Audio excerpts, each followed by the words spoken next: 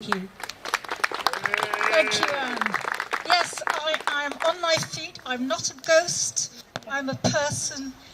And I want to tell you that last summer I had a near drowning accident.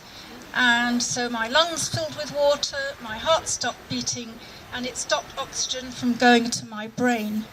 After 3 weeks in intensive care in France, I was flown back to England. But my hospital, the Charing Cross Hospital, would not take me because already they are thinking about closing down and they would not take any more long-term patients. So I had to go to the Chelsea and Westminster Hospital that was already on black bed alert, which means that unless a patient leaves, another can't come.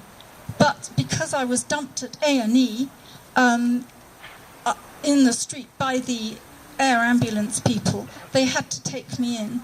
Then I was moved to the Royal Hospital for Neurodisability. On a stretcher, all I could do was move my head, so I was able to start emailing. And then, as you can see, they got me on my feet. But this shows that the Charing Cross Hospital must not be closed, and it should not be done by stealth the way it is happening now. The second thing is that when I was discharged from hospital, I could only walk about a few yards and was told I needed hydrotherapy.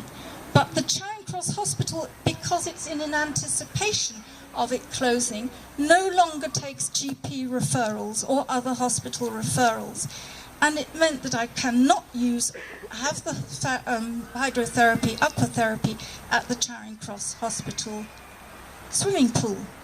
So go to the Chelsea and Westminster. But our local CCG will not pay for people to go to the other swimming pool for hydrotherapy, which means that if you live in this borough and you need hydrotherapy, you will just not get it. And this is what happened to me.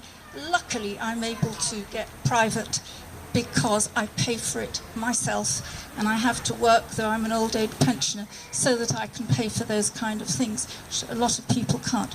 The third thing I want to say is I'm living proof of what the young doctor just said, because 15 years ago, I had a septic wound, just a little prick, and the red started to come up and up and up. I was still on my feet. I live in Knighton Street. I managed to stagger to the A&E at Charing Cross Hospital, and within minutes I was in intensive care, and I had 1 hour to live because it was coming up here, and once it reaches your heart, it's curtains. Now, not so long ago, I was walking along Fulham Palace Road, and I had a call from the police that a relative of mine was in St Mary's, Paddington, and I had to rush there. I got a black cab. It took me 48 minutes to get to St Mary's, Paddington Hospital, and it was not rush hour, it was lunchtime, and that's the amount of time it took, which means that had I had my septicemic wound now, I would not make it in 1 hour. I would not be here. I would not be seeing my grandchildren. I've just had a new one on Monday, and none of that would happen, and I wouldn't be here. So please, please, please, do all you can to keep the A&E unit at Charing Cross open, the A&E unit at Hammersmith, which is one of the areas we also need, and please, please watch vigilantly. They are trying, the Imperial Trust is trying slowly, slowly, slowly behind our backs to run down the Charing Cross Hospital. We mustn't let that happen. And also we cannot allow the CCG to have effrontery to cut budgets too. And this is my message to you. And I'm very glad that I'm alive, and I'm very glad that I can talk to you.